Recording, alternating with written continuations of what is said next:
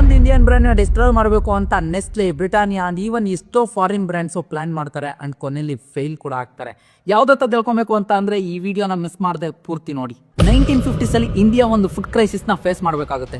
ಆವಾಗ ಇಂಡಿಯಾದಲ್ಲಿ dairy sector ತುಂಬ ವೀಕ್ ಆಗಿರುತ್ತೆ. ಅದೇ ಟೈಮ್ ನೋಡಿಕೊಂಡು ವರ್ಗೀಸ್ ಕುರಿಯನ್ ಅವರು ಅಮೂಲ್ ಅಂತ ಒಂದು ಹೊಸ ಬ್ರ್ಯಾಂಡ್ನ ಸ್ಟಾರ್ಟ್ ಮಾಡ್ತಾರೆ. ಇಂಡಿಯನ್ ಫಾರ್ಮರ್ಸ್ ಜೊತೆ ಸೇರಿಕೊಂಡು ಒಂದು ಕೋಆಪರೇಟಿವ್ ಮಾಡೆಲ್ನ ಬಿಲ್ಡ್ ಮಾಡ್ತಾರೆ. Multi national companies like Nestle came with big money, but Amul's model was completely different. ಅದೇನಂತ ಅಂದರೆ ಅವು ಇಂಡಿಯನ್ ಫಾರ್ಮರ್ಸ್ ಜೊತೆ ಅವ್ರ ಪ್ರಾಫಿಟ್ಸ್ನ ಶೇರ್ ಮಾಡ್ಕೊತಿರ್ತಾರೆ.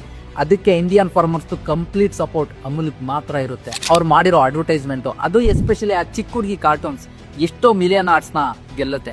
ಇವತ್ತು ಅಮೂಲ್ ಜಸ್ಟ್ ಒಂದು ಬಟರ್ ಬ್ರ್ಯಾಂಡ್ ಅಷ್ಟೇ ಅಲ್ಲ, ಇಟ್ಸ್ 70,000 crore ಎಂಪೈರ್. ಇಫ್ ನಿಮಗೆ ಈ ಅಮೂಲ್ ಬ್ರ್ಯಾಂಡ್ ಮೇಲೆ ಇವಾಗ ಪ್ರೌಡ್ ಫೀಲ್ ಆಗ್ತಿದ್ರೆ ಇವಾಗಲೇ ಈ ವಿಡಿಯೋನ ಶೇರ್ ಮಾಡಿ. ಅಂಡ್ ಇದೇ ಥರ ಇಂಡಿಯಾನ ಪ್ರೌಡ್ ಫೀಲ್ ಮಾಡೋ ಥರ ಮಾಡಿರೋ ಬ್ರ್ಯಾಂಡ್ಸ್ ಬಗ್ಗೆ ತಿಳ್ಕೊಬೇಕು ಅಂತ ಅಂದರೆ ನಮ್ಮ ಪೇಜ್ನ ಫಾಲೋ ಮಾಡ್ಕೊಳ್ಳಿ. ಮತ್ತೆ ಸಿಗ್ತೀನಿ.